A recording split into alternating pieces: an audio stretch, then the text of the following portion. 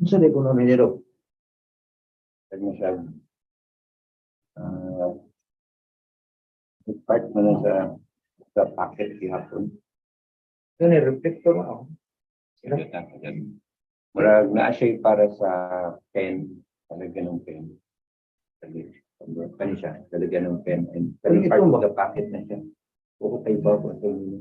Hindi. Mutalas ka lang yung siya. Wala na part na sa iyang packet, sa iyang picture. Picture sa iyang vest. Hindi ko ka tubag kung sa kita. For what purpose.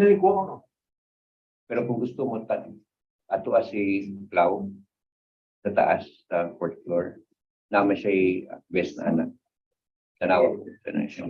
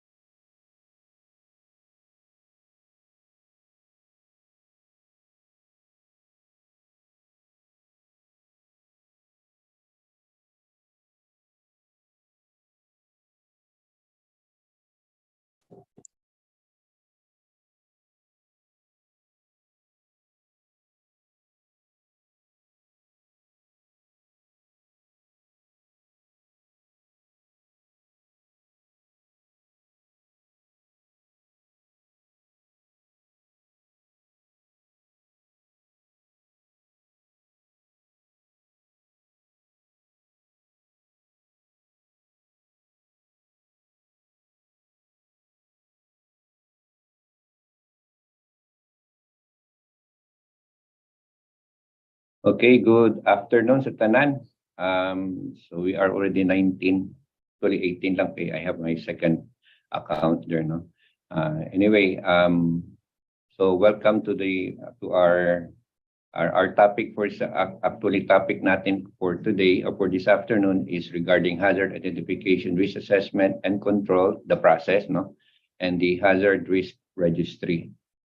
So before I move on, no, mangutana sa ko, audio okay ra tanan? Ang audio, my audio is okay. Padungog mo tanan. Okay ra daw. Okay. Yes, thank you. Good afternoon, Doc. Okay ra. Good afternoon, sir. Okay, thank you. Sige, so we'll start with a prayer muna. Ay, sorry. Tumiretso sa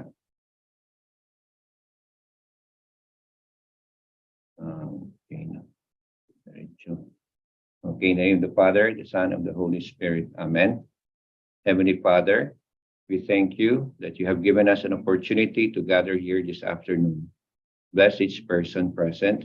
We pray that this virtual meeting will be successful, productive, and blessed. Holy Spirit, guide us during our discussions. Give us the wisdom and understanding concerning our quality and safety issues and concerns that we face. Lord, we give you the glory for what you accomplish. This we ask through our Lord Jesus Christ. Amen. Mary, the help of Christians, pray for us. In the Father, Son, and Holy Spirit. Amen. Okay, again, good afternoon to everyone. So I just would like to acknowledge first yung ating mga who are now in Zoom. Una-una po ang si Sir Radok, Armando Radok, our admin department manager. And also si Ma'am Beth, Ma'am Maria Lilibeth Antipesto of our HRMD, manager siya. Then, sino pa ilain dire? From the Engineering and Finance Department, I don't know your names noon, palagay raman department. Si Sir Nick Carter from PAO. Marami pa, no? So, we have also from TED, from Mechanical, from APD, si Sir Jason, IDN Pass, Mr. Tirso Sabihon. Again, from HRMD, Miss Julia. From GSD, I think this, I'm not sure kung pero baka si Ma'am Gina or it could be her representative. Finance Department, so si Dina. Sa ECD, si Miss Win Villaro. From DTOD, Carla Ponce. From Legal Office, dalawa sila, no? Agapito, Sir Agapito and si Clay. Clay or Clay? Kunya, si Miss Ann, Annalisa from, I think, sa electrical na siya. And wala na. Baka may papasok pa mamaya. Okay? Sige, so without further ado, no, so I'm going straight to the topic natin for today, which is the HIRAC. Unahin ko muna yung HIRAC, no, then later on we'll talk about the form, the registry form for the HIRAC. Okay, so unahon na sa nato ang definition. So just to be, para ma-level natin yung mga, for those who haven't yet, probably nagsugod na, they haven't yet know, no, mga topics, not a topic, pero mga definition or words, no, or terms related to risk management. So the first definition dito is hazard. So this hazard is any potential source of harm. So anything that can cause harm is considered as a hazard. Okay. Then what is risk? Risk is the possibility of either you lose something, you damage something, you get injured, or somebody dies, no? So that's the possibility of losing, damaging, injured, or dying. That's what you call the negative risk na siya. Kunya, ang positive risk is what you gain, no? If you control the hazard or mitigate the hazard is what you gain, what you can improve, probably improve your process, your procedure, improve your equipment, or probably improve your facilities. Then it could be also healthy and safe, no? The person or persons or workers become healthy and safe if they are if the hazard is being controlled. Yeah, especially sa mga atong OSH, no, na hazards. And also best practices. So we gain best practices if we do properly if we manage, no, our risk, mga hazards natin. Next is assessment. So what is assessment? So that is just to analyze and to evaluate the negative risks, no? Yeah, very important when we talk about risk, there is atong HIRAC, we are always talking about the negatives, no? Not positives is okay, pero we are more concerned of the negative risk. So if you hear me later on and nagsikonsulti about risk, always think of the negative, not the positive. Positive is okay na, pero risk, negative risk is not okay. So we need to control that. That's the reason why we have this HIRAC. Okay? Now, control is intervention. When you do some intervention, you are actually controlling, no? So your intervention could be you manage the hazard, you directly do something, no? To the hazard, or you mitigate. Okay. Now, baka there are some that might be confused, no? What is control and what is mitigate? Okay. Para at least makahibaw mo ani, when you control something, the hazard, that means the hazard is not yet present. Okay. Kung pananglitan, may hazard na sabihin natin water diyan sa floor. No, slippery na siya, no? So there's a risk of slipping. So if you immediately clean that, so you are trying to control the risk na, no? So para hindi mag-slip any person passing through that. Okay? When you mitigate something, mitigation means na nandyan na yung hazard. You cannot control that anymore. So what you can do is to reduce the possibility na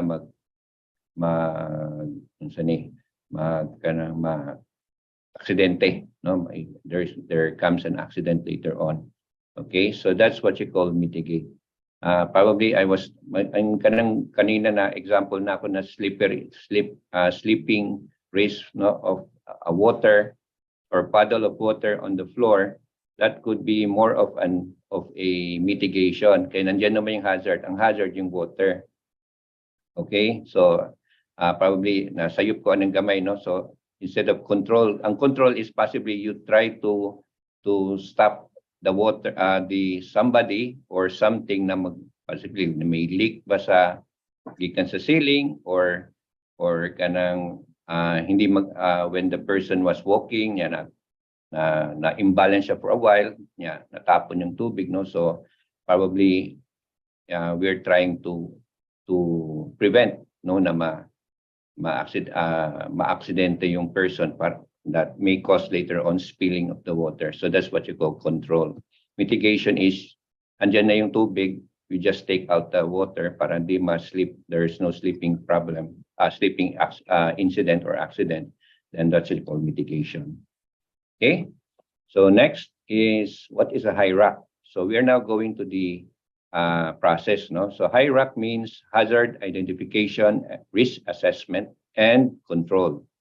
So for OSH, we are doing the HIRAC. If you go to the world of the aviation safety, kanang atong SMS, they are more of the mitigation. So HIRAM ang tawag, mao na tawag nato before. There was a time that we are talking about HIRAM/C, no? Because we are trying to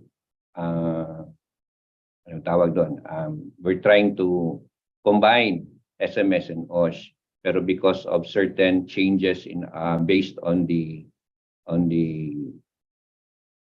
audit or external audit na mga sabihin natin mga suggestions or findings of the auditor, we decided na i-separate na lang sila because SMS may not relate very much doon sa mga changes of our form.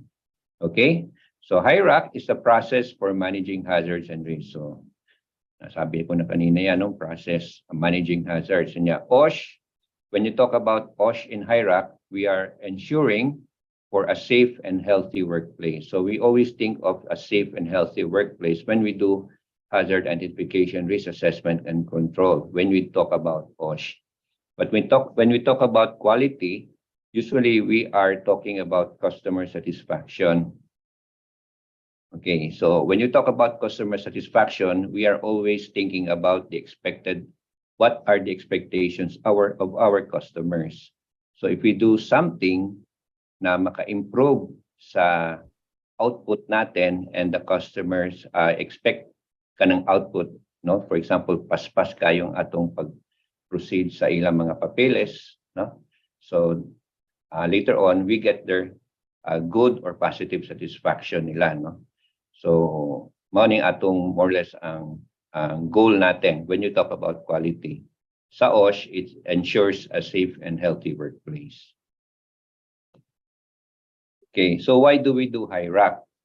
Okay, ang importante yun is to assess, no? Assessment natin for any losses that might be incurred by our organization, like our MCIA. No? So when we identify hazards and risks, we're also thinking about what might happen and what might be lost. So it could be maraming losses. No, it's not only safety na sabihin natin mga injuries or death. No, it could also be personal loss like mag-resign, some loss of retirement or probably loss of disability na mag-retire ng patient or ang atong employee. It could be loss of reputation. No? Could be loss of finance like a revenue, no? Especially during the pandemic, no, na we had the COVID na medyo nag-lockdown tayo, so we lose our revenue from passengers and other important sources of income by the airport. So another is regulatory loss, no? So usually when we talk about regulatory loss or statutory losses, yung mga, for example, CAAP, kana mga DNR, probably could be penalties na in kind or probably not in kind but in money, no? Money matters. Okay, pero probably also baka matangtang atong aerodrome certification, worst comes to worst, no? Okay, loss of environmental loss like pollution and others. And operational loss, no, could be delays, no, of operation, or could be na sabi natin mga absences sa mga tao nato, no.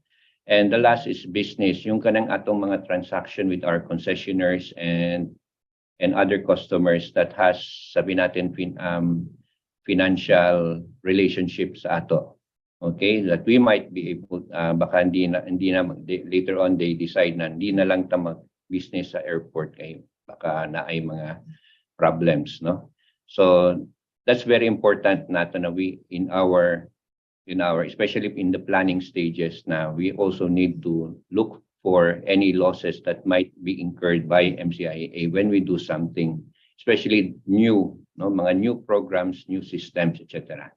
Okay, so that's the reason why HIRAC is very important in the planning stages of any project that we are talking about. So when we talk about projects or any event, very important na we do not only look to the benefits that we get, but we also look to the things that might happen na not good, hindi maganda mangyayari, para at least we can be forewarned, we are warning ourselves na be careful sa kaning mga situations and to be forearmed, so that we at least we can already we have already the capacity to respond properly if there is already the hazard or the situation or the risk happens na. Okay, so forewarned, forearmed, to be prepared is half the victory. Okay, when do we do HIRAC? Before I only put 3, karon meron na I added may additional na siya. So unahon nato, we do HIRAC when we do our planning of an event. So for example, yung atong family day and our anniversary celebration. Yeah, another one is any project, especially sa atong engineering, any programs or systems that we introduce in our offices or workplace. So usually kana mga sabihin natin mga small projects, small program, if we can do HIRAC, it's better, para we can plan properly. Now, there is also what you call the agency-wide, and I call that as the management of change. So when we talk about big ticket na mga projects, that and all airport, all the offices of our authority is going to be impacted or may mga changes.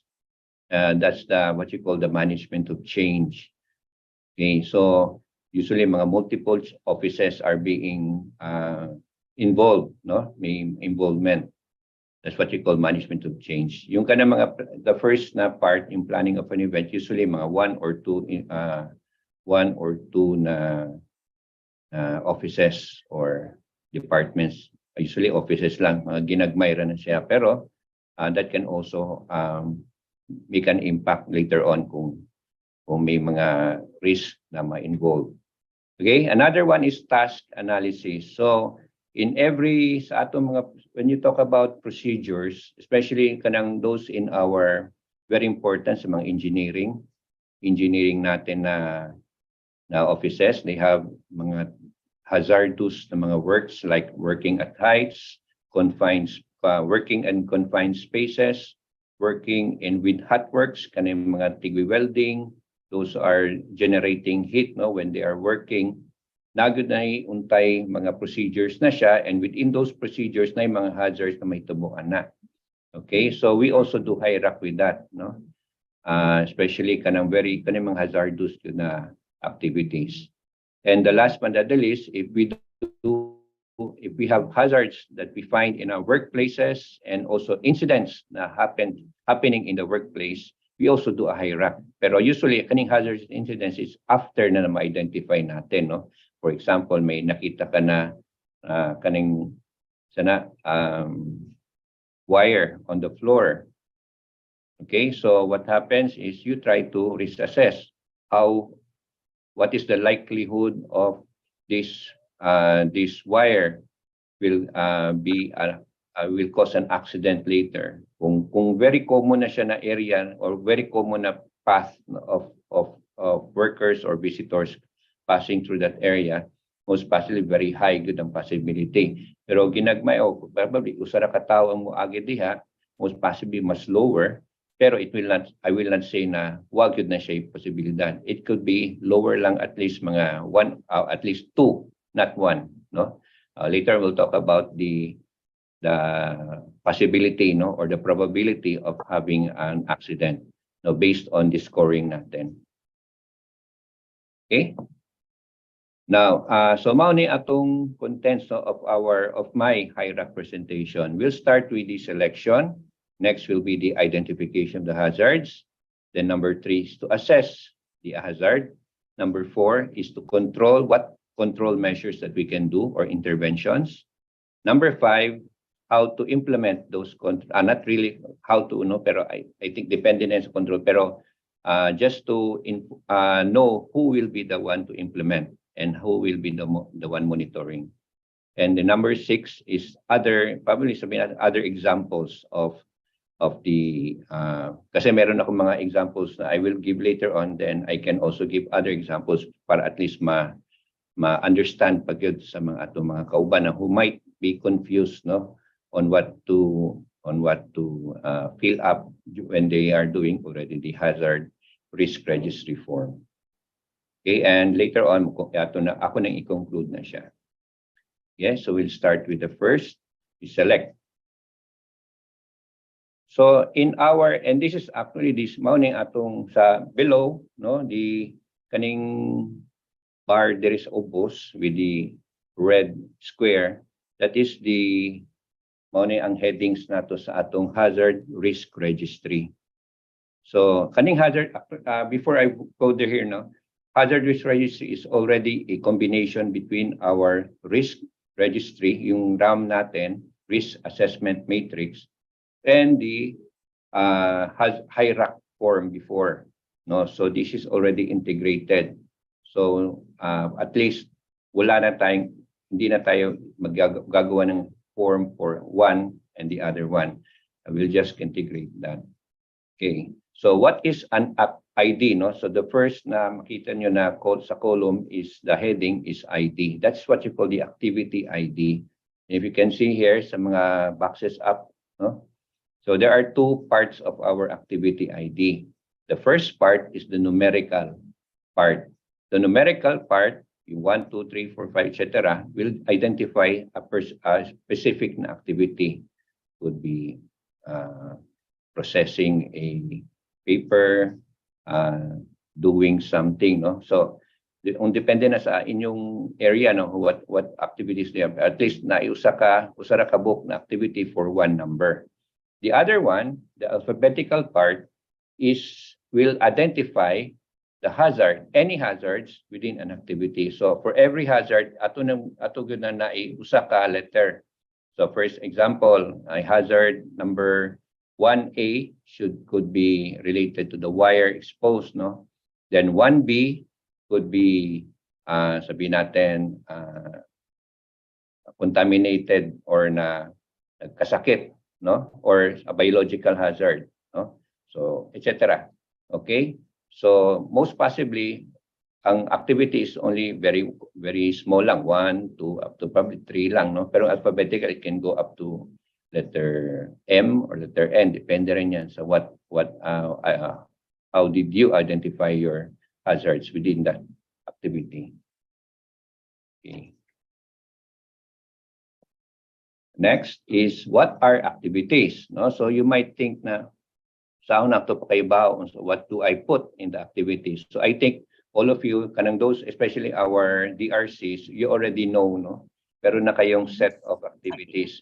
But you might have to review pa, ang kaning activities nyo, baka kulang, baka hindi naman very common activities. So I want, mas unahon sa natin mga common very common na routines, So activities are a set of tasks or a process performed by a worker or a group of workers. Okay, so I suggest that you select first the most common routines performed in your office. So how will you know na common na siya? You do what you do every day, Anong ginagawa nyo? Anong common na what procedures or process that you are always doing, at least pinakadugay is every week. Pero kung every day, mas maayo pa yun.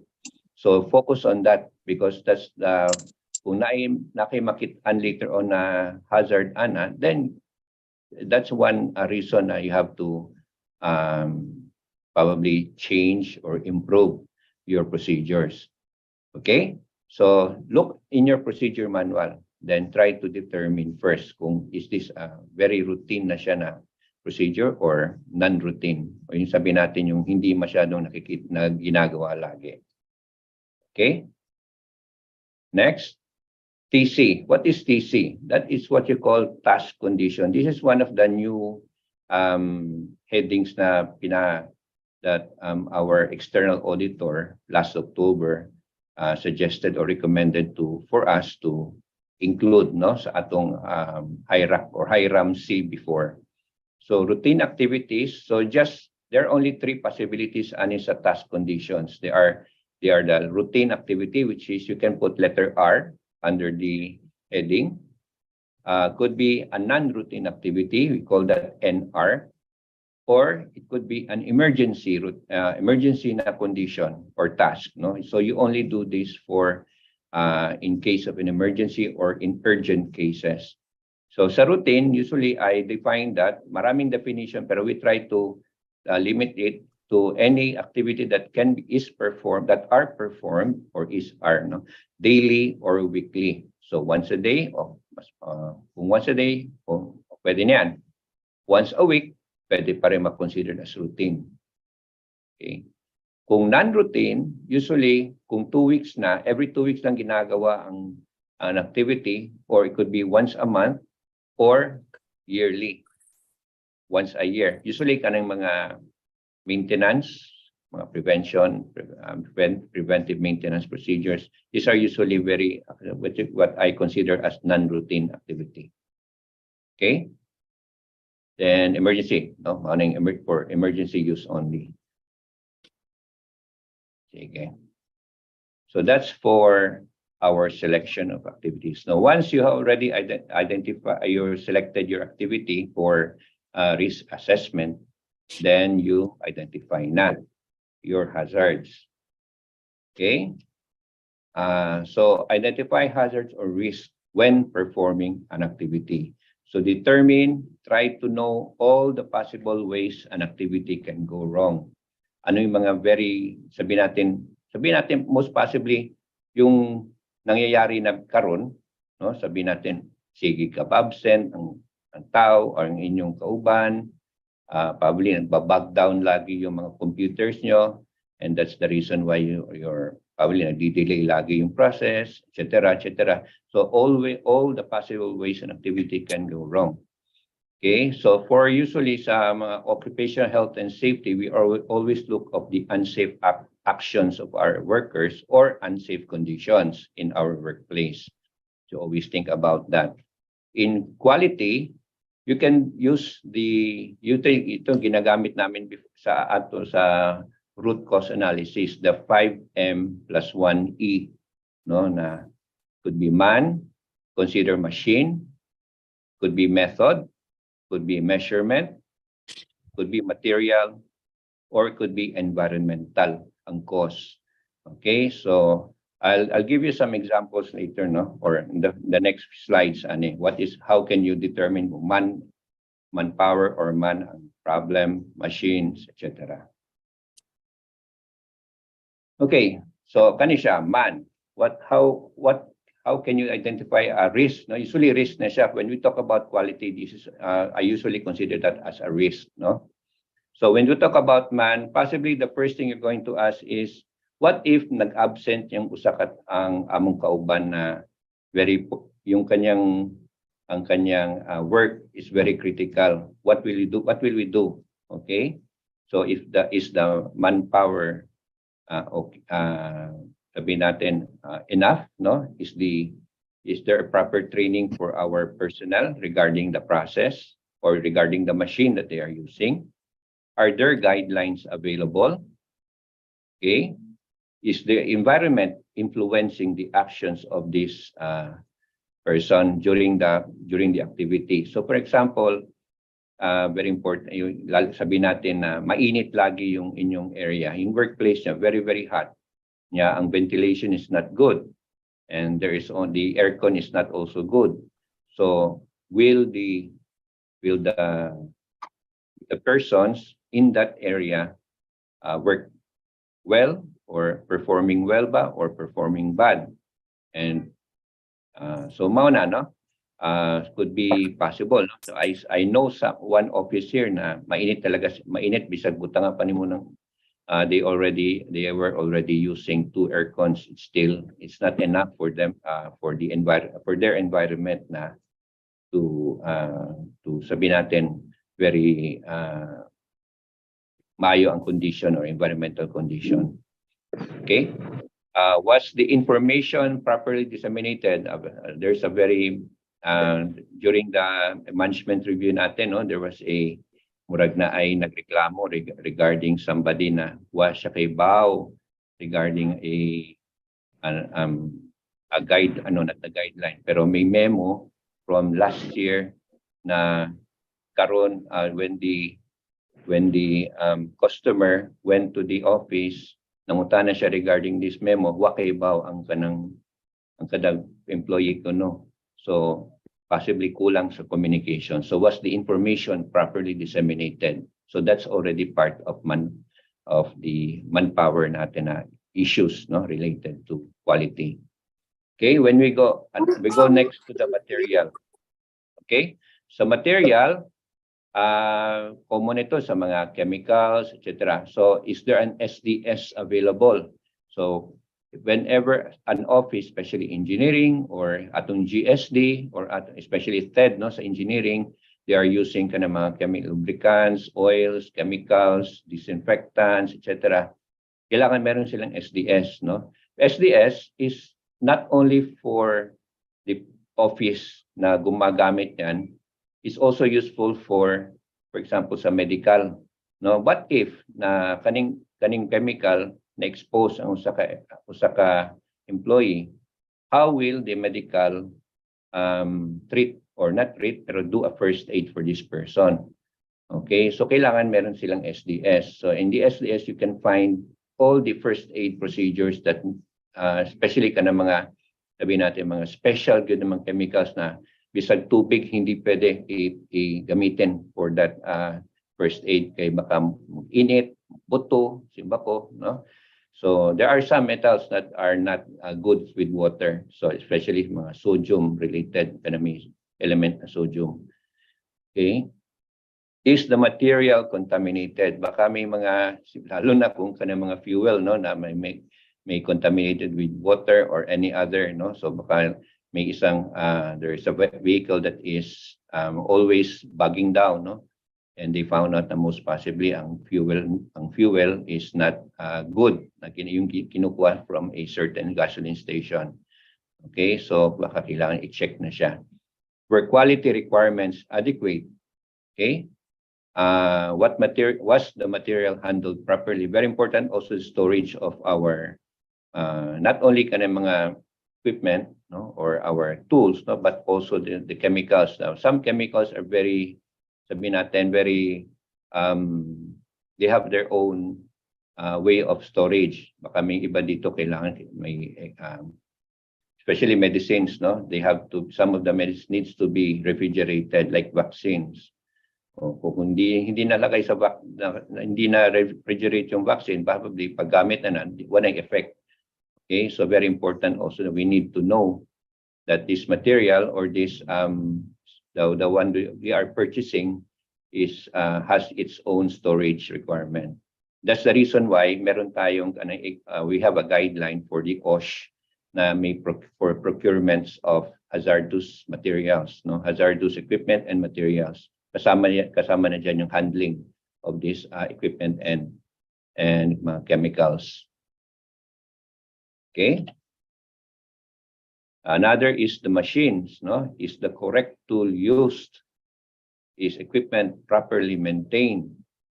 Does the machine have guards, especially kaning mga power tools of our civil works, no, or other engineering divisions that have their own power tools? So may guard na siya para any debris or ay mga splinters dili mo diretso sa tao or to the operator or to any other person. That's what you call machine guarding. Yeah, is equipment affected by the environment? Okay, so kung laging nabibilad sa heat or to water, guba man gyud ang atong mga tools no? So very important na they have their own storage, proper storage. Okay, methods. Is the container labeled properly? Are workers trained properly? Are instructions clearly written and complete? So i-check niyo kung not what if may bagong worker ni abot, no? First time pa niya na magamit sa word machine, what will you do, no? So sabihin natin ang risk ana is workers not trained properly. What is the impact? Accidents. See? Una. Is the process or design change, no? What if nag-change ang inyong procedure? What will you do? Or what will happen if nobody or only a few knows about the changes, ang iba hindi? So, mauna ang that's the hazard, and could be ang impact ana is baka dagan sayop, no, sa system or sa pag-encode sa data, etc. Okay? So there are lots of things that you can consider now when you're talking about quality also, when quality and risk. No? So for measurement, konti lang to, no? Does the equipment have a valid calibration date? Is there a calibration plan for the equipment? We can also include here, nakalibrate ba yung equipment? No? Kung nakalibrate na siya, when? And when is the next calibration niya? Now there are some, I know one, no, na although calibration should be annual, they want it na unta madugay-dugay kay sabihin natin mahal ko nung pag-calibrate, pero I'm sure na baka hindi pwede yan kay we don't know if you're going to use an equipment that needs to be calibrated every year, baka sayop ang result ana when you do it after 1 year na wide calibration. So that's also the risk, no, of using that machine or that tool. And the last is environment, no? So that's the 1E doon sa root cause analysis. Is the process affected by weather? So if your process is in the air side, what will happen if you have a severe weather? So probably the most, sabihin natin, the pinaka-logic ana is stop the work immediately, no? So reschedule the work. Okay, is the process affected by temperature, especially karon na very heat, marami tayong heat related na issues, no, because of the weather karon, climate natin is during summer. Is the process used in a controlled environment? That means na we are in this activity is within a environment na control. Could be ang control niya is controlled by temperature or any other parameters, no? So hindi ginagamit yan in sabihin natin anywhere. It should only be used in a certain location or in a specific location. Okay, depende rin sa situation sa inyong procedure. Okay, that's for the sabihin natin sa risk, no, of quality. We go to the OSH hazard. So sa OSH, we have the biological, no, mold, bacteria, wildlife. I think you can already imagine that. Next is itong chemicals. So some chemicals are carcinogenic, some are corrosives, there are some gases and drugs, no? Kanang mga medicines, medical, no? Although they are very useful for certain situations, but if being used improperly or abused, no? So these drugs can also be a cause for accidents. Okay. Next is ang kaning radiation. Okay, it could be radiation from the sun, usually ultraviolet rays, microwaves. Where do we get microwaves? Yun mga radars, no? Not only from microwave ovens. Radars are considered as microwave, sources of microwave. Pero depende rin yan sa antennas, no? Sa mga radio antennas. Sa mga atong radio pero hindi man kaayo kusog na siya mga radio ng mobile radio natin, no? Portable radio. But that usually microwave ang gamit nila. X-rays, usually ginagamit yan dito sa atong terminal and also in our mga hospitals, no? Yung mga chest X-rays and other X-rays. The gamma rays are usually kaning mga radiation, kaning mga uranium, etc. Hindi naman masyado yan dito, no? For gamma rays. Okay, next is physical hazard. So may mga slips, trips, falls, heat-related, noise, heights. You can also include here vibrations, especially those who are in the construction na industry, no? Vibration, gumagamit sila ng mga jackhammer. Very risko na siya. And another one is yung sa I think light illumination. Very common sa atin here in our corporate building, and not only here, outside also corporate building, other facilities, light is a problem. May ibang parts dito sa corporate building, sa offices na puwang ang light, and that is also a hazard, no? Not ang hazard is it will not cause your eyes to lose vision, no? Di man na usually eye strain din ang problema na. So the patient will always complain of headaches, could be eye pain, etc., because of lack of light or lack of illumination.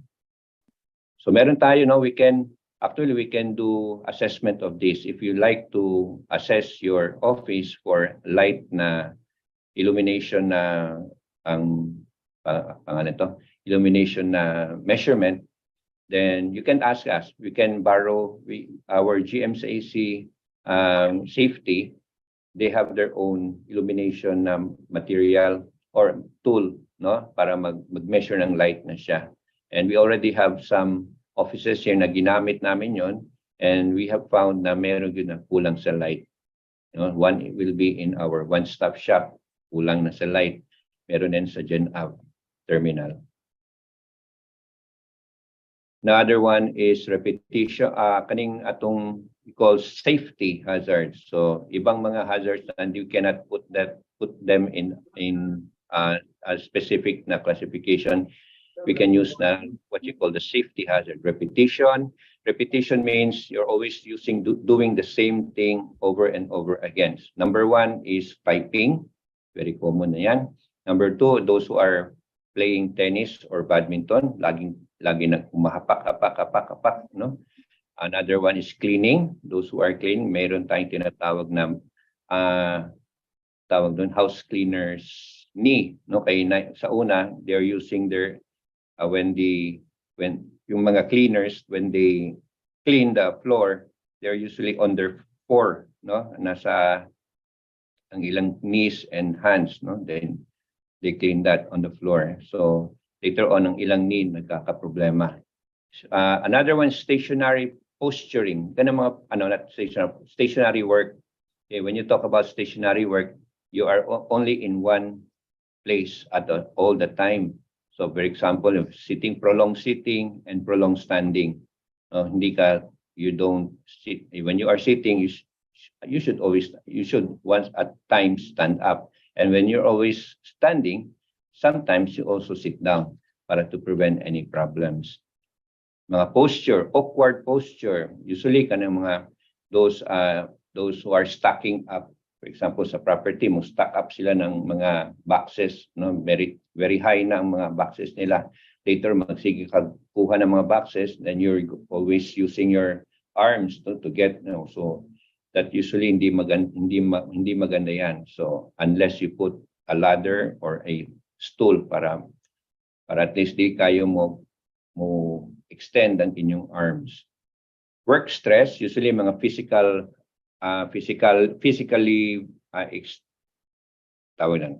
physically exhausting, na yung lagi nagtatrabaho. Physical kayo, working outside, kasama ng mga extremes of heat or cold and water, and doing manual labor. Okay. Now on the right side, yung psychosocial hazards. So there is stress, usually kanang mental stress na siya. Burnout. So we have meron akong shinare doon sa atong MCIA Health, Wellness and Safety na Facebook group page, no, about burnout. So those who are kanang murag depressed na kaya na sila, na they don't like anymore to work, or if they are working, they're always asking kung sakto ba o kung is it worth ang kanyang work, no? So that's already burnout ang tawagan na. And usually it's not only one day, no? Okay ra kung 1 day or 2 days, pero kung it goes mga 2 weeks kapin na, the person is always asking the same question, then that is already a burnout, considered as burnout. Kanang bullying and harassment, no? Very good. Hindi naman masyado sa atin, no? Pero probably there could be isolated cases na may harassment or may bullying. Hopefully wala, pero we cannot say also, no? So that's the reason why we have God, we have our vow, no? Although kanang sa ato, I think wala man tayo problema sa vow dire. So usually domestic, usually domestic problem yun ang common.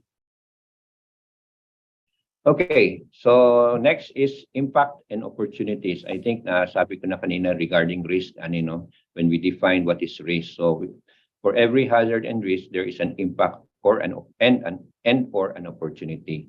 So for impact, usually negative outcomes na siya, and opportunity is usually positive outcomes. What do we gain if the hazard is controlled or mitigated or did not occur? Okay. Usually, I say usually when there is a method, I only say best practices. Okay? So this is an example, no? So I just get random kuha na ako from our list of HIRAC before. So I got one from our firefighters. So I just got one activity, no, on standby during mao nang unang-una nakita nako on standby during aircraft refueling. So this is, I'm not sure karon, no, pero most possibly before it is a routinary na siya na activity. But because of naanay kanang yung bago ng way of refueling the aircraft, hindi na yung from a truck, but from the ground na gud na siya.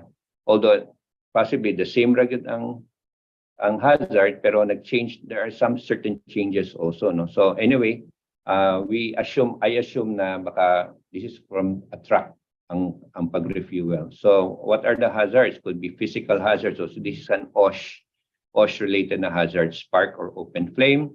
So what will happen if there's a spark? There will be a fire, and later on mag-injuries na siya, or worse scenarios, fatality, and there is also property loss or damage. But if we can control the spark or the open flame, then that's best practice in safety monitoring. So at least that's what we gain, no, from when we do standby. Now next is physical. Another physical hazard we call fuel spillage. So ang problem dito is probably kung may tao na moagi diha, he did not see any the fuel na on the ground, so he might slip and fall. And worst scenario is they become injured or they die. Baka natama ng ilang ulo sa ground. Okay, kung ma-control na siya, or hopefully ma-prevent ang fuel spillage, then we can also say na best practice na siya in safety monitoring. So manpower or man. So what if may lack of personnel? So this is only my point of view, no. So most possibly ang taga-fire baka magreklamo later on na bakit sayop na siya, no. Pero this is my own lang. I am not a taga-fireman. Lack of personnel due to unexpected absences. Okay, what will happen if they are kulang ang ilang personnel? So poor emergency response. Okay, and what if there is a poor emergency response? There might be significant property damage, and we can also include health and safety, no. Baka may injuries or fatalities at the worst.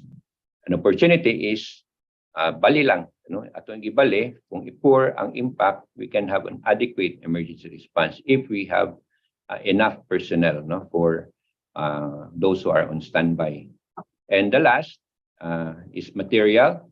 So baka sayop ang ilang nagamit na fires, or na on standby sila pero ang ilang fire suppressant baka dili sakto doon sa fuel na ilang gibantayan, no.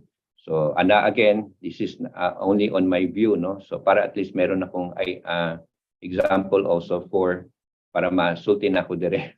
So poor emergency response, no, ang impact with significant property damage and injuries and fatality, and opportunity is adequate emergency response. That could change later on, no? Okay, and last sa example number 2 sa atong accounting, no, para at least meron tayong example from our offices. So the first, ang ako lang gikuha dire is processing of payable vouchers. Again, this is only on my point of view. Baka may there is sa atong accounting personnel, they have their proper, no, determination. So the first is lacking required documents, which is more of a quality, no? Quality na siya na hazard or risk. So what is the impact? It will be delay in the processing and opportunity if the documents are sakto gyud ang mga required documents, then that's a best practice in the processing, no? Okay, bantayan gyud ang probably the person or the in charge of the process, iyang i-check gyud ang mga requirements. Okay, for manpower, unexpected absence of concerned employee. Okay, o baka meron tayo from the accounting na nag-absent because nagkasakit, nagsabi lang siya mga the day, no, on the time na nag-absent siya. Okay, so delay in processing also positive. Ang atong opportunity is a customer feedback is positive. Machine, unexpected breakdown of computer hardware, delay in processing also positive customer feedback ang opportunity. Material, unexpected breakdown of software system, delay in processing, positive customer feedback. Ergonomics, prolonged sitting, kung sigig sakit ang luyo tungod sa sigig lingkod, why exercise, why tindog-tindog, diretso lang trabaho, poor work performance because of the pain, no? Baka sige siya kisi-kisi sa iyang silya kay sakit kayo, then healthy, and if mitigate or ma-control na siya, then healthy employee ang atong opportunity ana. Safety, use of DSE. Kanang DSE is the display screen equipment, yung atong computer, no? So if you have seen doon sa atong upper ground floor ng mga sa bulletin board, meron tayong tarpaulin diha about DSE, display screen equipment. Okay, so usually ang target ana is the eyes, the hands, no, sa wrist, especially the wrist and the elbows, and also the feet, no, and the legs. Okay, it can also cause fatigue, eye pain, back pains, etc. Kung di maganda ang position or posture of the person. So opportunity is healthy employee. Okay, so once you have identified the hazards, then we can start assessing. So actually, kaning assessing, mao na atong dako-dako na changes, no? So I'm going to tagsa-tagsa na to. So existing control, what is existing control? Those are the measures that we are already practicing. So don't put here anything na nagwi-wish list pa kayo. No, I like na mauna akong buhaton. That should be part of your control action plan. Pero anong ginagamit niyo karon? Anong ginagawa niyo ngayon? For example, may absent na tao. What do you do? Probably you can assign another person for this. So you put that as an existing control. Okay? So control measures being practiced during the time na nag-assess kayo. And you can also use your controls. You can also include here the controls that you previously closed. So before, baka meron kayong control action plan na na-close na verify nyo, na-close na, kay okay na tanan, then you can put that in your existing control in the next version of or the next review of your HIRAC or of your HRR, yung Hazard Risk Registry. Okay? So that becomes an existing control. Then, pananglitan lang na sa control action, pero wala naman kayo mahuna-huna na kung sa'yo maayong buhaton, then you can say maintain existing control na lang. Okay, so responsible person, wala, no? So target date, wala rin. Kaya wala naman kayong ibang you don't have any other new control actions that you're going to do. Okay? So just remember yung atong hierarchy of controls, no? Elimination, substitution, engineering, admin, controls, PPEs. So the best is elimination, the least effective is PPE. Pero if you are in an office, usually PPEs are not anymore. You cannot use PPE unless may reason like COVID na pod or another simbako na sakit na pod na niabot na transmitted through air, then that's again, you're going to use that. Pero in very normal cases, PPEs are not, sabihin natin, not really being used in offices. Mostly kana sa mga construction, so those who are working outside. Okay? Now, ito, very common na siya na this is a very common confusion po also, no? Probability. So the probability is the likelihood that a hazard can occur. So there are only 5 possible probabilities: the frequent, the probable, occasional, unlikely, and none. Pero kanang none, no? I want to say na kanang none, it's not sabihin natin zero gyud, no? There is still a possibility. Always in all matters of work, there is always the possibility of a hazard. Although sasabihin natin, depende rin yan sa situation nyo, sa likelihood na baka meron kayong ginagawa, pero for some offices, baka very common na siya.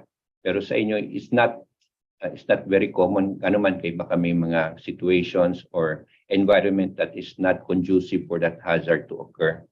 But there's always the possibility gihapon. So I usually don't use 1 as a score. 2 pa, okay pa. Pero 1 is usually not very.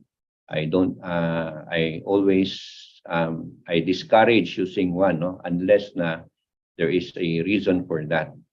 2 is still okay. Sige. Probability. So 1, none or never, conceivable but unlikely to. So ito yung mga definitions. So you can choose, no, kung sa yung pinakaduol na sa imong hunahuna, no? Could be none or never, conceivable but unlikely to happen, may occur only in exceptional cases, circumstances. Could be also by numbers, could be percentages, like less than 10% chance of occurrence. It can be possible but has not occurred to date in other similar. So if you think about airside na hazards, you might also think about other airports that might have occurred or occurred na ba yung hazard na yun from in other airports, okay, or other government agencies. Okay, that's 1. 2 is unlikely, could occur at some time, possible but unlikely. 10 to 39% chance of occurrence, has occurred 1 to 2 times. We can also put historical data, no? Kung pananglitan, meron na kayong situations na natabo before, you can also include that in your probability na scoring. So sabihin natin, for the past 2 years, kausaragyod na siya na nahitabo. You can put that, no? Has occurred 1 to 2 times in previous years lang. So sabihin po, number 2 lang yan, rank 2. So we have seen that, pero na-occur lang siya 1 or twice in the previous years. Okay, number 3, our rank number 3 is occasional, might occur sometimes, likely to happen, 40 to 59% chance of occurrence. So that's around half, no? 50-50. Has occurred 3 to 5 times in previous years, never occurred but has occurred. Dito, hindi na occur. Pero when you talk about other airports, it might have happened to them frequently. So that's usually occasional ang tawag ana. Okay, so you're also thinking about the other airports. Okay, baka may mga, because we are more or less the same, sabihin natin meron tayong mga same na situations from the other airports, then most possibly that can also be used as our basis, no, for our probability. Number 4, probable, will occur in most circumstances, very likely to occur, 60 to 89% chance of occurrence, has occurred at least monthly in previous years. So kita nimo, oy, kaduha man ni katulo ka upat every month nakikita na nag-occur ang hazard. So that's usually, you can put that as probable, or 4 ang score. And score of 5 is frequent occurrence. So almost certain, extremely likely, greater than or equal to 90% chance of occurrence, has occurred on a daily or weekly basis in the previous years. Okay, so yan ang atong probability. If you are not sure sa inyo pa, you can ask me, no, or you can ask Claudine. Pero usually ako ang ganun mo tubag anak kung sa ganang ang score. Consequence. So this is also named as severity. Now, consequence, severity. So ang definition ana is damage or loss caused by the hazard. So it could be catastrophic, severe, major, minor, and again, none. Okay? So, kani siya possible, no? You can put 1 or none as your score kay nga naman kay wa mo siya naitabo, wa may naitabo, no? So, it's not because of the probability, but it's because of the consequence. Okay, so you can put 1 as a score in that particular na letter C na column. So none is no first, sa safety lang to, no? None is no first aid required, no loss of time from work. Okay. 2, minor, first aid with or without follow-up medical care required, temporary impairment or disability leading to loss of time from work up to 30 days. Now, 3 is a major consequence, hospital admission required, loss of time from work between 30 to 90 days. Number 4 is severe, needs intensive care, hospital admission in excess of 7 days, loss of time from work in excess of 90 days. And the last is catastrophic, single or multiple deaths. Usually, when we talk about death, bisag usara ka tawo, that's already catastrophic, no? Or serious permanent disabilities.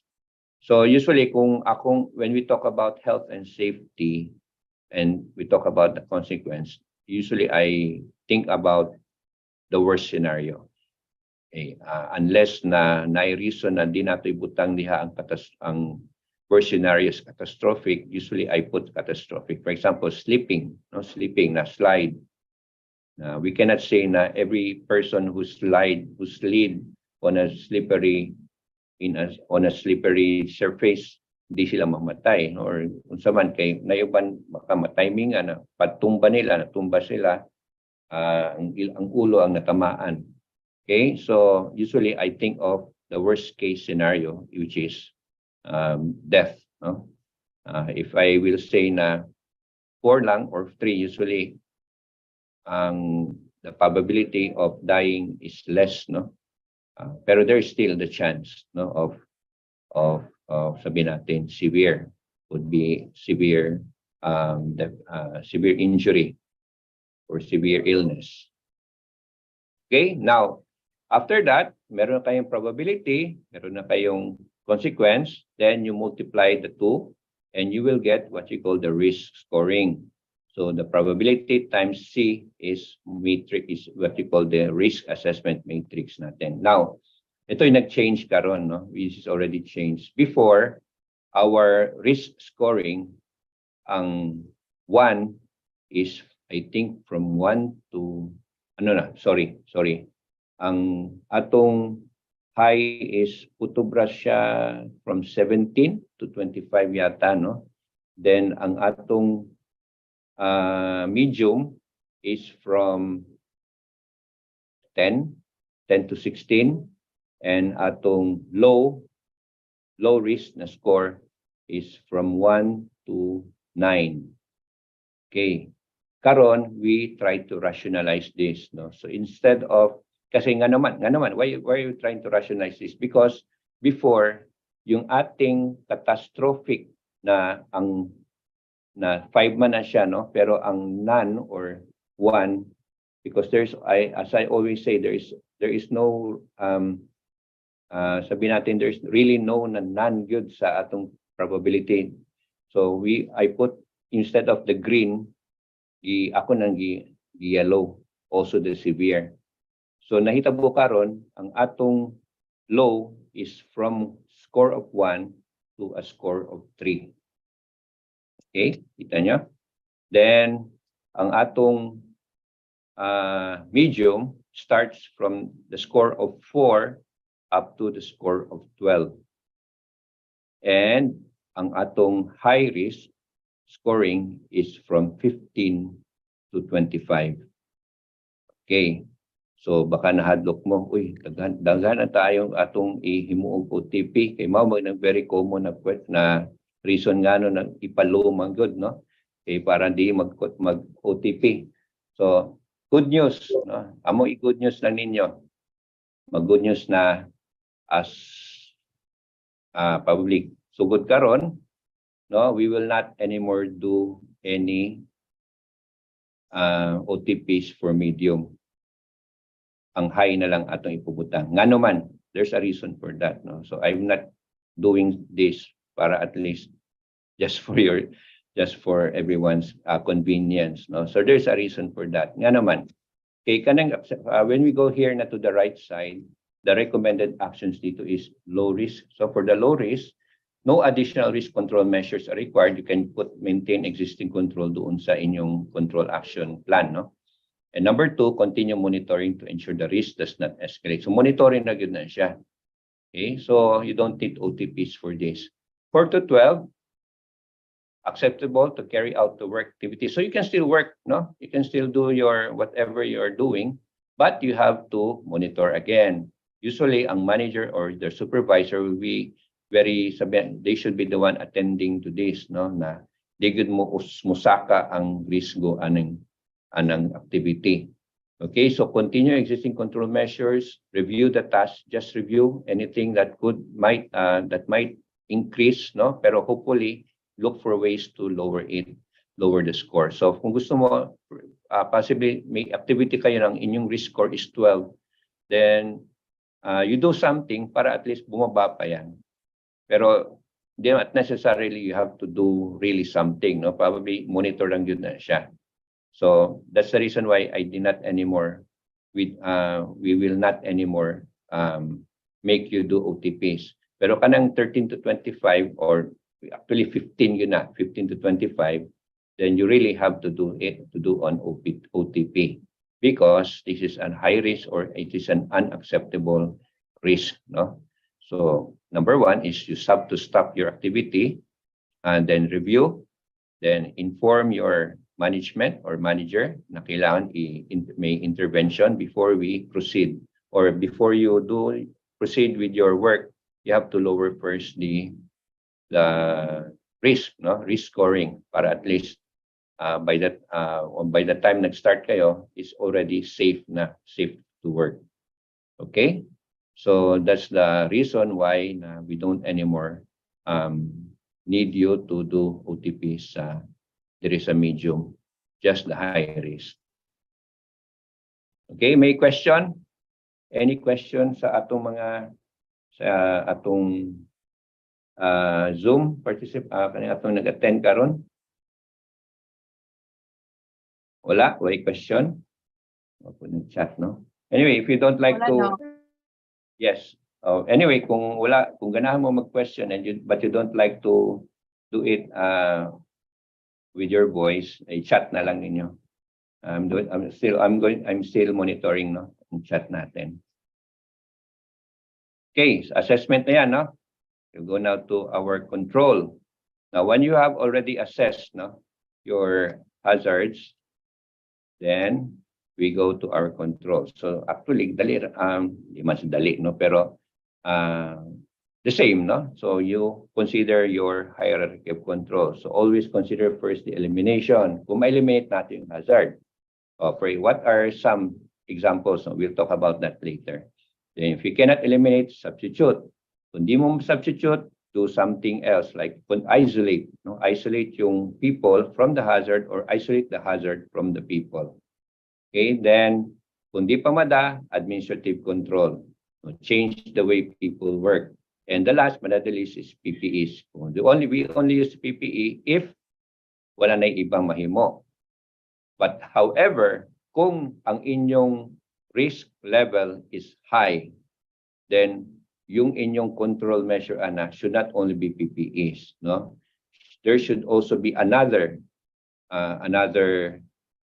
control measure na it could be admin, engineering, or better elimination or substitution ang inyong control measure or control action plan. Okay? So we should not use only PPE if your risk is high risk ang inyong iibutang. Okay. Elimination control. So pwedeng mga examples lang to, no? So sa usually engineering and medical, mechanical ventilation confined spaces, okay? Sa atong taga-mechanical division. So doon sa confined space dito sa taas, no? So may blower na introduce para yung anything that inside the container, baka may mga gases dihan, toxic gases. So when they introduce air, gawas ang toxic gas, ang air ang mabiling. So, no? That's one way, that's eliminating. Another one is triaging sa patient prior to entry in the hospital, for example, during COVID, no? So instead of meeting the patient inside the hospital in the emergency room, ato sa sila sa gawas para ma-assess sila kung okay ba makasud or dili, no? Possibly they're doing testing and others or monitoring the patient. Another one is disinfection, no? So atong taga GST kasagaran and also medical, no? So we are killing the whatever dong mga kagaw.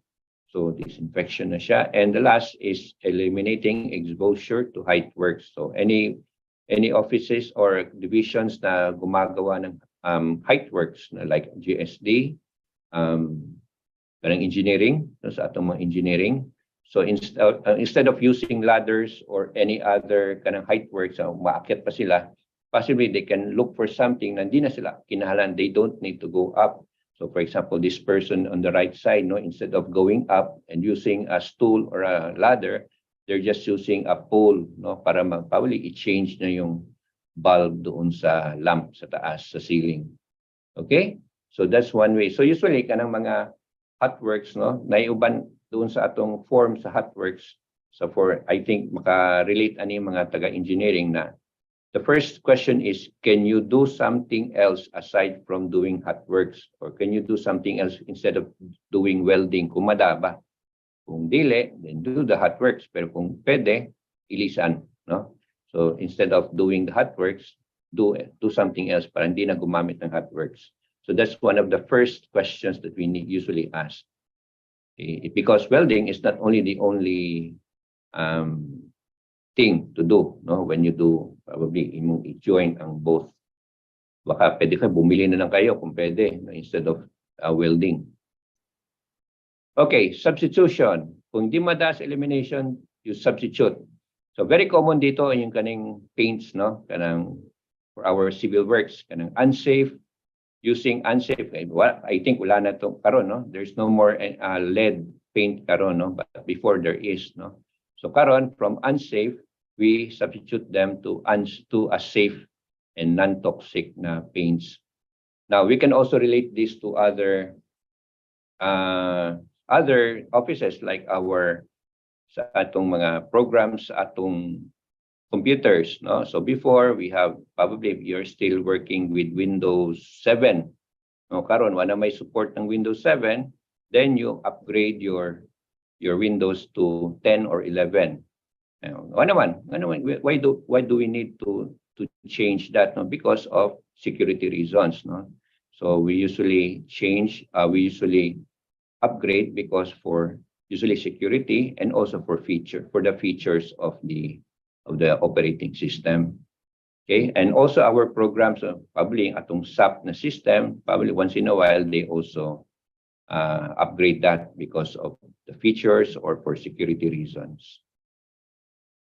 Okay, engineering control. So engineering is to isolate the hazard from the people or isolate the people from the hazard. So we have barriers, we have machine guards, itong nasa upper right corner of the picture. Machine guard ani morning murag na ay kanang dire sa ani grayish part, no. Mao ni ang I think is what you call a cutter, no, grinder, and this one is the machine guard. Okay, and the last is our isolation room, no, especially in case of pandemics.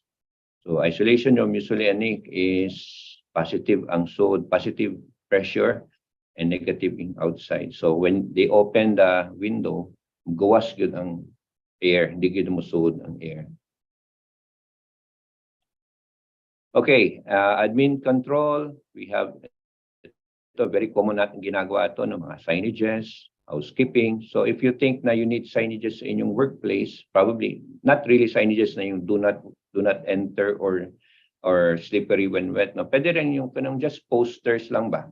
Kanang sabihin natin, reminders lang, no? Drink sabihin natin kung if you are in a hot environment, you drink 1 glass of water every hour, even if you are not thirsty. No, this is to prevent heat stress or heat stroke or other heat-related illnesses. Or probably always stand up every hour. Okay, for example, for our offices, no, office mates natin, So kailangan reminders lang. You have to stand up every hour and do calisthenics or stretch lang inyong lawan.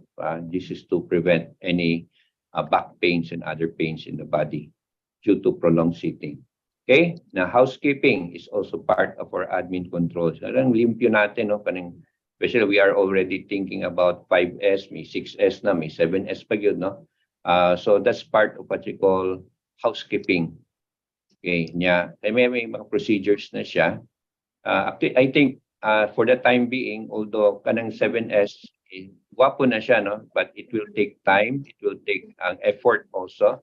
But we can start with our own housekeeping, no? Just inspect, tanaw ninyo kung sa'y kinahanglan pwede kuhaon, kung sa'y kinahanglan na retain, and kung limpyo ba or hindi limpyo, then I think that can already work, especially kanang ako yung nakitaan sa mga offices na daghan kayong suod ang ilang ubos sa ilang table, no? So that will limit the movement of their feet, no? And that can also cause prolonged. Kanang that can limit the mobility of your legs, and that may cause also later on. Tayo ba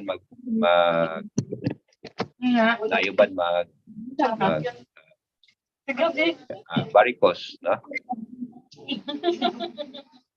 Okay. Carla, palihog lang i-mute ang imong mic. Okay, mga trainings natin for OSH, no? And other safety trainings, audits, internal audits, external audits. Then we have work permits also. We are already doing our work permit slowly, but hopefully surely, no? Investigations also kind of very important for incidents. So we have our accident incident investigation training last week of April. So I'm still inuuna na ko yung mga safety officers natin, also our OSH committee members. But some of them may not be able to participate during that time. So we're going to have another batch for probably by June ang atong accident incident investigation. Workplace na siya. So OSH na siya. It's not really for other. Pero but probably makatabang po na for the other like SMS, no? You can also use some of the principles na ma-discuss during the training. Okay. Next is PPEs, no? Then this the last least effective, no? So why is this least effective? Kay naaragi hapon diha ang hazard. So you're not actually doing something for the hazard, but you're trying to prevent yourself from getting the hazard or the hazard from occurring to you, no? So may head protection, eye protection, depende yan sa inyong situation. If you are in the construction industry, then you have to have specific yun na mga PPEs like high visibility vest, pants, hats, etc. Hand protection, harness if you are doing the working at heights, harness lanyard. If you are doing grinding, cutting, etc. Eye protection kailangan dyan, etc. So I don't need to delve more with this, no? I think everybody knows already the PPEs. Implement. So once na you already have your control measures, then you implement that. Very simple lang ni, no? So who is the responsible person? Usually managers, pero they can also delegate that to supervisors. Usually supervisors ang common. But managers can also help with the monitoring, no? Then target dates, meron tayong tinatawag na TD and DC. No, TD is your target date. No, when do we start doing this? No, or when do we start acting on this or tatapusin natin yan? Now, kung makuha ninyo ang target date, ibutang nyo sa target completed or sorry, this should be date completed. So for example, April 30 ang inyong target date, then natapos kayo April 29, so you put your date completed or DC as April 29. So makikita nyo na one day earlier ang inyong na uman ang inyong control measure. Okay? Kung on that date, so on the same date ng inyong utang, no? Then it must be verified, no? So it could be verified kung POS na siya na problem, then safety officer ang mo verify ana. Kung if it is more of a quality, then possibly auditor ang internal auditor of the quality management will be the one to verify it. Now, all closed control, kung na-close na inyong control action plan, then you have to adjust your risk scoring. So pananglitan, pag risk scoring nyo, primero is 20, sabihin natin 20. Now, kumuha kayo ng control action plan, then nahuman inyong control action plan, what is already your scoring karon? So i-adjust na po nyo, could be 15 na lang, or you could put down to 12. Nga naman, kiningus-us ang inyong probability. So probability before was frequent, number 5, the score of 5, karon nahimo na siya unlikely na 2. So 10 na lang. So 5 times 2, kung 5 ang inyong consequence, no? So 5 times 2 is 10 na lang. So that's already medium. So okay na, padayon na mo. Okay? So you always consider the existing control also, no? So it's not only the control or without the existing control. So always consider existing control as part of your scoring. So after na-close inyong control action plan, in the next review, transfer na yung ang inyong control action plan, yung natapos to your existing control. Okay? But do not delete the activity or hazard. So ipadayon lang gihapon inyong activity hazard there. So kung 1A na siya sa una, hopefully 1A gihapon, no? So do not delete anything there. Just transfer lang yung what needs to be transferred.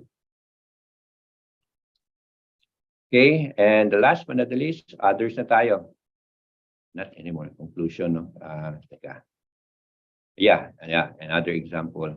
So I'll give you this is what I did for our Family Day celebration. No? So I'm not going to give everything. Daghan kayo akong ginahimo. Pero ako lang ipakita ninyo how did I assess the Family Day celebration. So inauna ko lang muna yung sa activities of our engineering. So ang pinaka-common actually for during the preparation in the venue, one of the things that we need to monitor is the equipment, the AV, the audio-visual equipment. No? Possibly, klaro kayo na natay gamito na audio equipment. No? So probably there will be hazards there like what? Wires going around, okay? Ang noise, yung saba kayo, ang speakers, sa pa. Yung dagan kayong speakers, no? That can cause also happening chaotic kaayo na siya na dagang kay wires. Kung dagang kay speaker, automatically dagang wires good na siya. Okay, so kumuha lang akong isa dito. We usually physical hazard, which is electrical risk due to improper grounding, faulty equipment, or wires.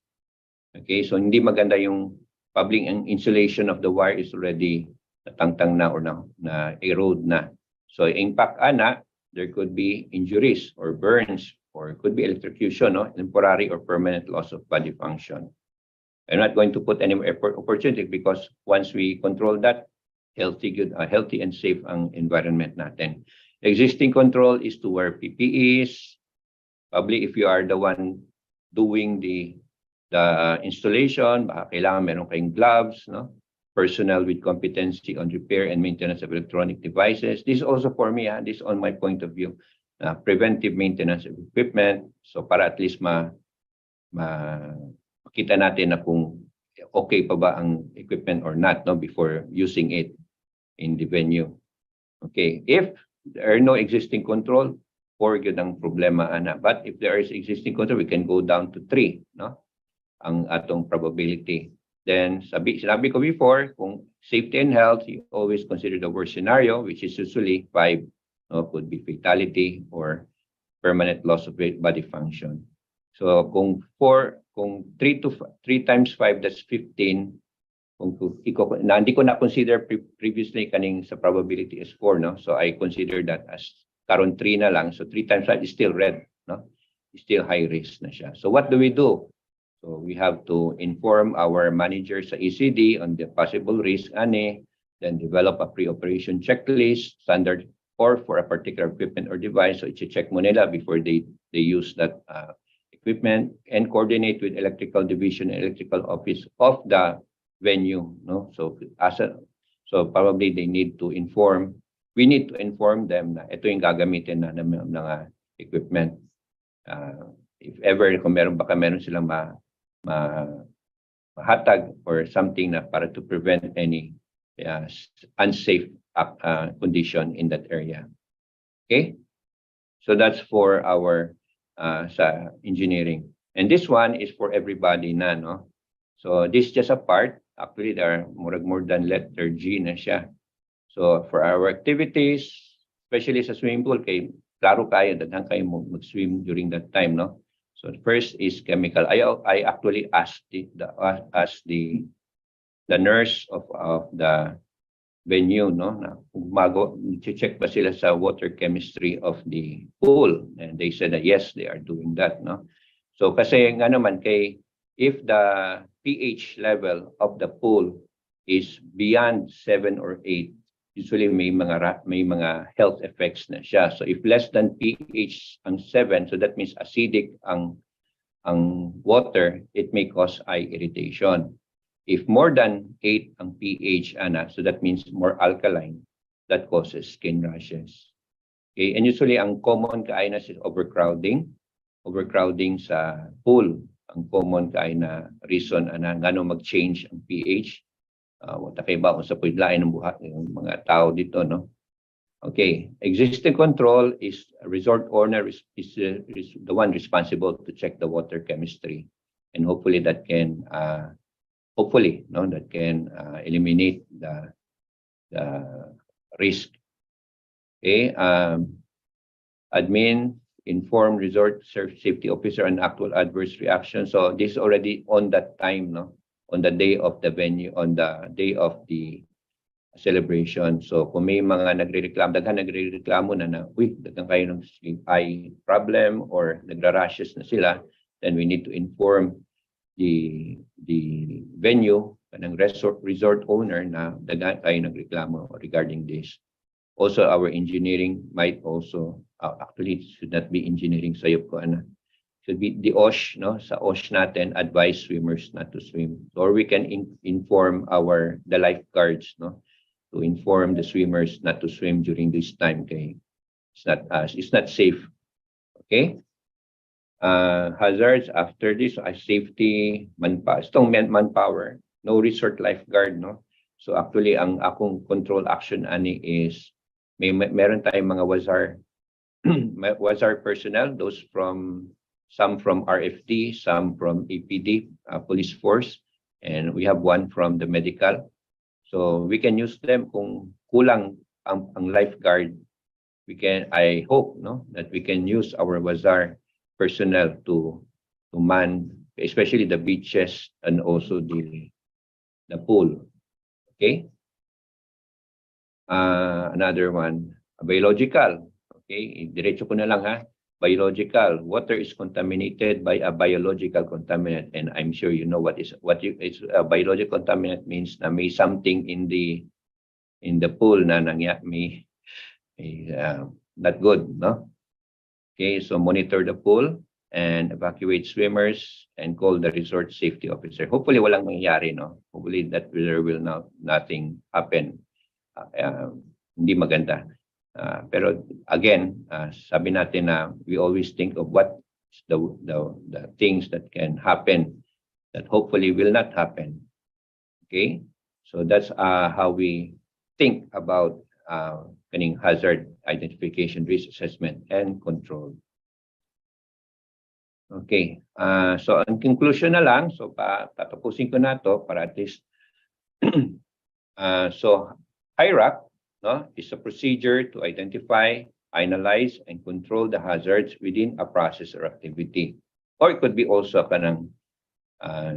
during the hazard, may mga incidents, no?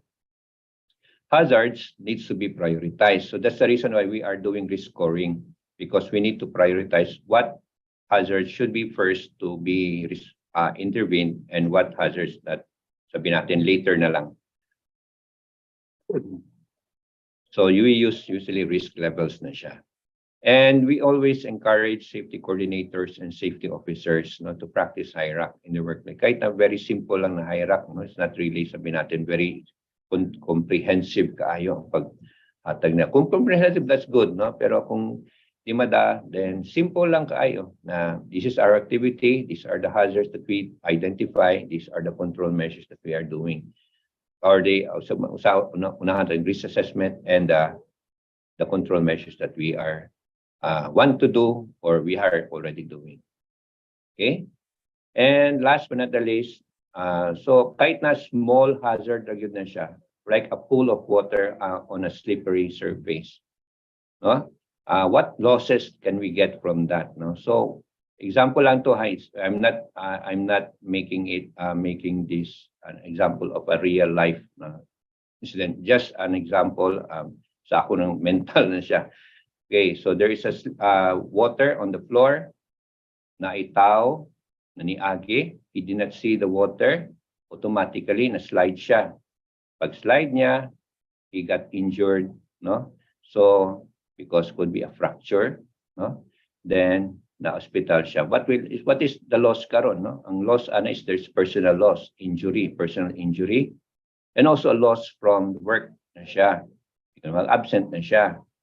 So nag-absent ang patient, ang employee could be the possibility here is kaning employee is the only person who knows the system.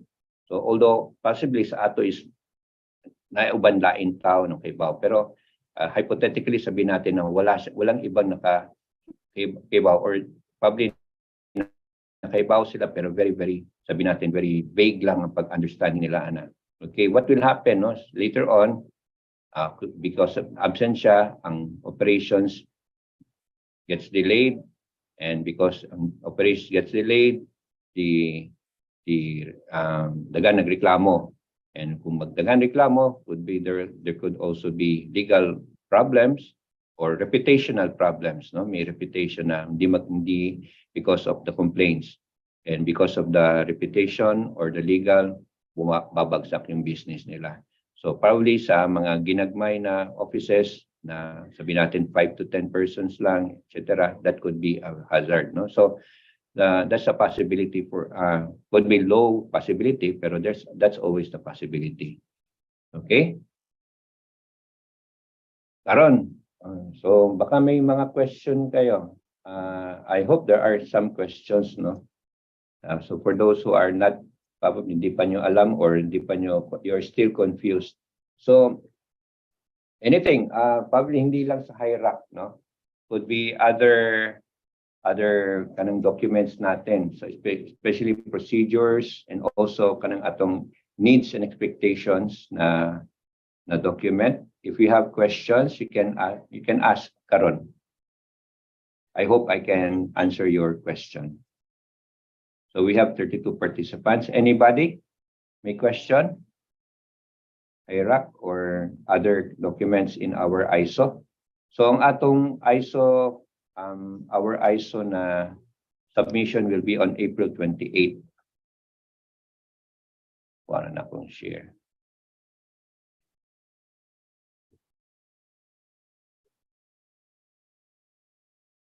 Okay. Asa may akong pangalan. Joseph view. Any question?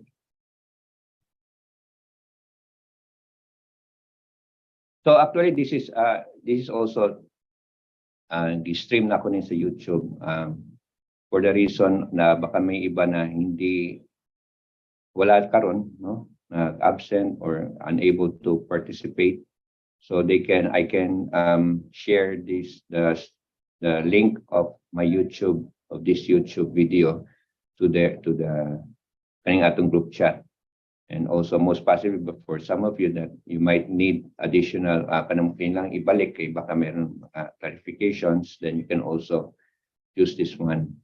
Yep. And also for yes sir June. Yes, may nga po sa tanan, no? Nalong ko gamay nga clarification. I mean, I would like to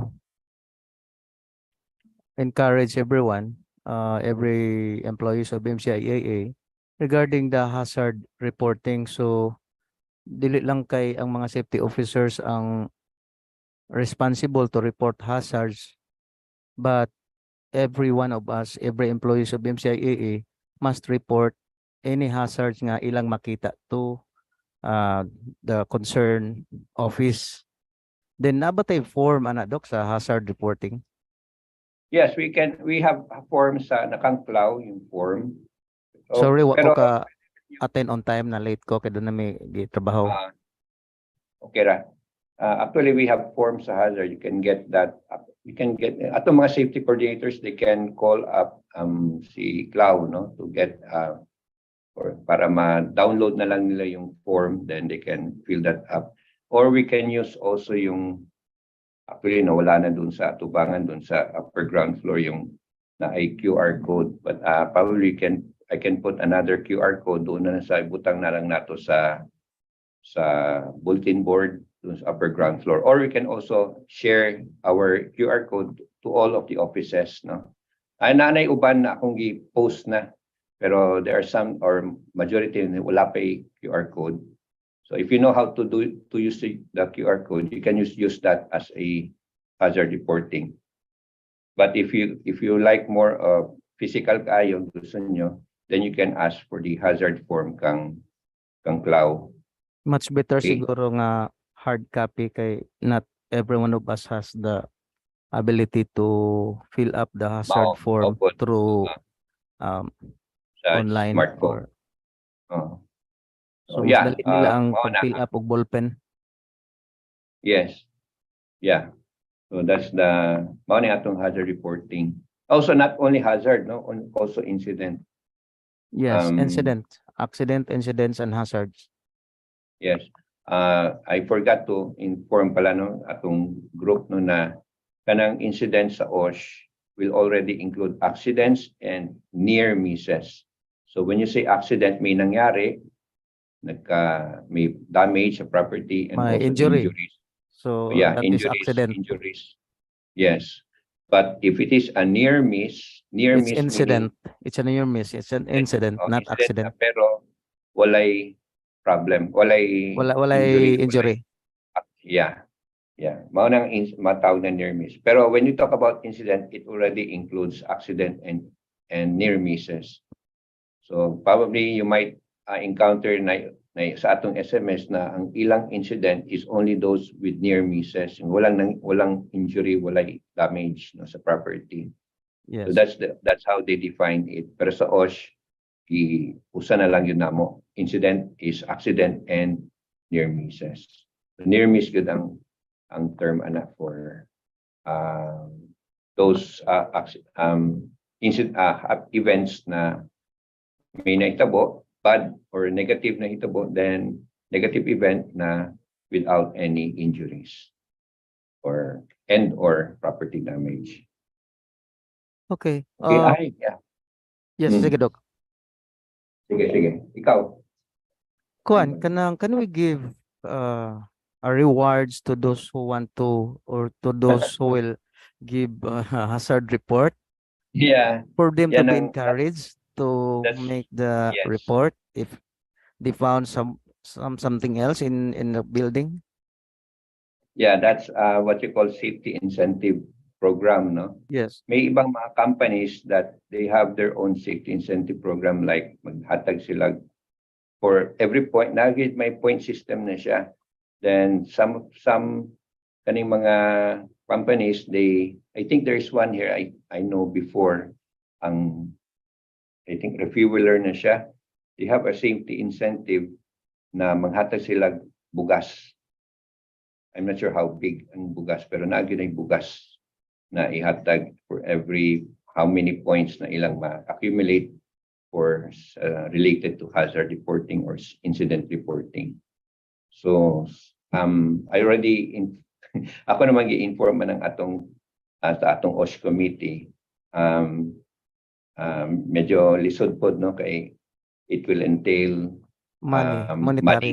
Yeah. But Money the yun. other way of giving rewards is by giving them certificates.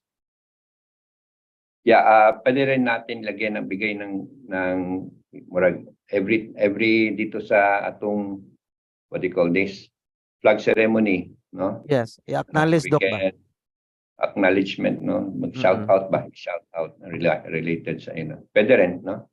Actually, I can already shout out some na very those who are kasama ka doon. Then also I can shout out si Ponce. I think I had twice na nakadawat kung anong hazard reporting. Although hindi yun na yung nato naghimo siya hazard reporting, but she took a picture of the hazard, then sinend niya kang Clau, then Clau send it to me.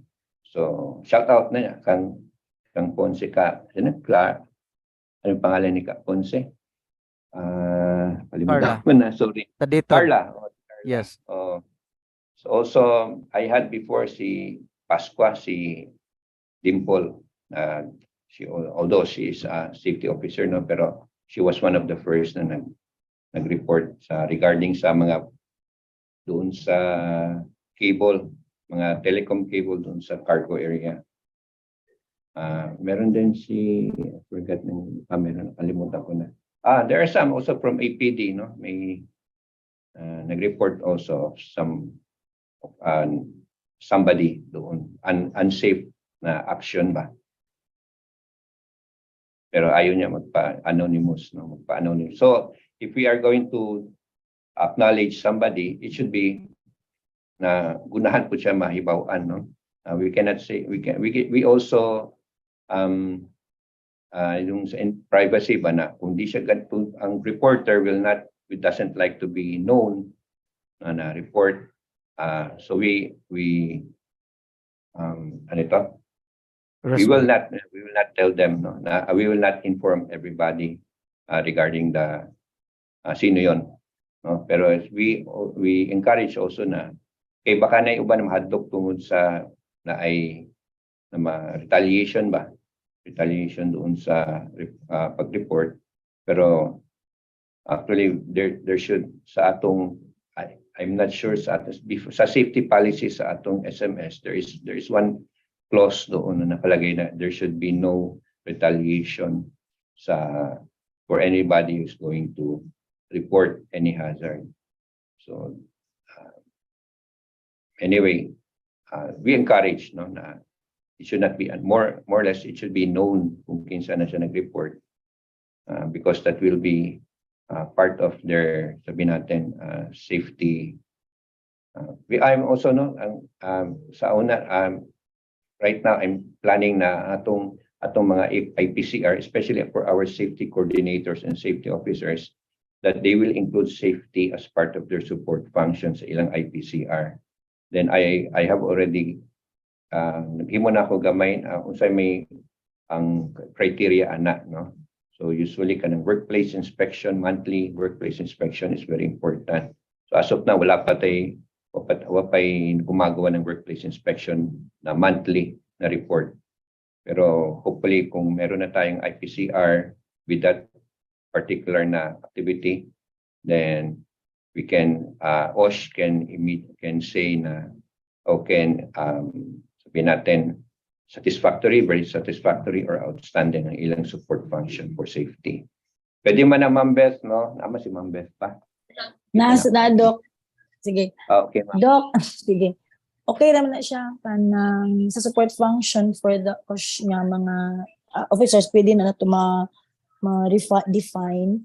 Then, ang ako lang good is about itong sulti po ni Sir Jun ba. Maybe for the incentives, we can create the guidelines with siya ba. So then, I think we need to, di ba, ang atong orientation is only for the OSH committee members and itong mga safety officers. Yeah. Maybe we can conduct 100% kanang orientation for everyone, because it's really a responsibility for each one, the reporting of the near misses o katong mga accidents. Then we will define sa manang near misses para kabalo sila ay kana dapat siya i-report. Then more transparent ba para at least everyone knows nga mao ni siyang system, and then everybody should be reporting if may encourage so kanang para ma-prevent ang katong mga possibility of retaliation kanang may ba, Doc? So maybe we can discuss that sa committee kung how we're going to go about it. Kana lang siya ako, Doc. Yeah. So makita pa tag time for the committee meeting, no? Ang problema Oo, we kay murag na have, pa may PSP, ma'am. Di ba Oh, na sige lang, na Doc, may ano. PSP? Makita na tag pwede rin- probably not every day, no? sa- Not even that. Dili lang every day, basta at least we can start lang, Doc, then move forward for another. Kung di gid na to bada nga one time lang siya ba. Then also katubi tayo maging Doc nga katong about sa illumination, sa lightings. Kanang pwede Yes. siguro ta maging mo og whole year program for the inspection of all offices as far as katong lightings are concerned. Kung sakto ang iyang illumination. yes, ma'am. Kung wala ko kay Bawdo ka, very- basig na nakagibuhatan. Actually, wala pa, pero I've been doing rounds ba ito sa ating corporate building, especially sa mga fire exit. Ang fire exit na to, ang mga lighting, nakakalimutan. And so, karon na ako'y nakita na part there is a fire exit, there is a north side, ang tawag nato north side, lapit sa may kaning building na building. Sa engineering side na ay duha yata ka light dito na busted na. So, ako lang is ang engineering, ang electrical should do Yes, Doc. inspection at least once a week para makita lang kung na ay Bitaw, Doc, niya nauna siya sa ilahang target nga if the eye busted lights na ay how ang response time ba, how long dapat i-replace ang katong mga yes, from the lights. report Okay. up to the time na replace. Himuan na nato. Hinahinay lang at least maunsa na nato din. Sige sa patugan do kana ko nalimutan. Sige lang. Kalimutan. So for all sige. Doc, ako nakitaan akong comment sa kanila. Actually pala, no, I forgot also to inform, no, kanang atong sa consequences sa dun sa risk scoring nato for consequences and severity, no. So I told you kanina, naghatag ko example, kapit na for example, no, kanang one of the examples there is yung sa safety. Pero you can also use that in your situation sa inyong offices na it's not only safety. You can also use other, for example, a very good example na ka-remember ko, I did a review of the HIRAC of our TED personnel. And one of the things na nakita natin is yung manpower nila. So ang manpower nila is because that was a time na medyo dagan-dagan nag-retire nila. So we try to make a risk assessment based on the manpower. So for example, nangutan ako sa, I think I forgot kung siya akong atubang niya. Si Max, lain, Si Shandy, si Shandy. Si Sandy. What if usa ka tawo ang nag-absent, is that kaya pa ninyo? Tolerable pa na? Sabi niya, yes, sige. So lagyan natin 1 or 2 lang na siya kung usa. What if duha tulo baka minor na siya o minor problem na siya. What if 4 or 5 lagay major problem na gyud na siya. So until na sabi natin wala na gyud na mag-duty ba kay tungod sa nagkasakit or whatever, no. So sabi natin 5 catastrophic is no, or sabi natin I think they are around 7 or 10 drivers, no? So sabihin natin 10 drivers na wala yung nag-duty. So that's what you call catastrophic. So you can use that, no? You can still use your situation. So for example sa atong uban na ang ilang trabaho is by time factor. So sabihin natin what if ang operations na hunong lang for 1 hour. So that could be okay pa, minor pa na, or sabihin natin unlike minor or minor pa, no. Then sabihin natin 2 hours. Okay na, baka medyo grabe na siya, major na gyud na siya. Then later on 24 hours na gyud ang walay operation kay tungod sa naguba or walay tao. So catastrophic na siya. So you can do that, no. So hindi lang for safety reasons na siya. You can also use sa situation sa inyong offices na based on the activities that you are trying to assess. So marami ako nagawa could be also financial, no, kung naguba na dako ang nagastos ninyo or dako ang magastos sa naguba na equipment. What if kani equipment naguba and ang inyong bayaran na is 10,000? Okay pa man na, madapa na sa budget nyo. Okay, madapa. So what if 50,000 na? Dapa ba? So what if 100,000? Wanay budget. So catastrophic na yun na siya. No, so that's how we can use our risk assessment. No, so sometimes you just need to be open lang nato, no, open lang to mind na we can use other situations for our own sa atong convenience, sa atong magamit ba nato ba?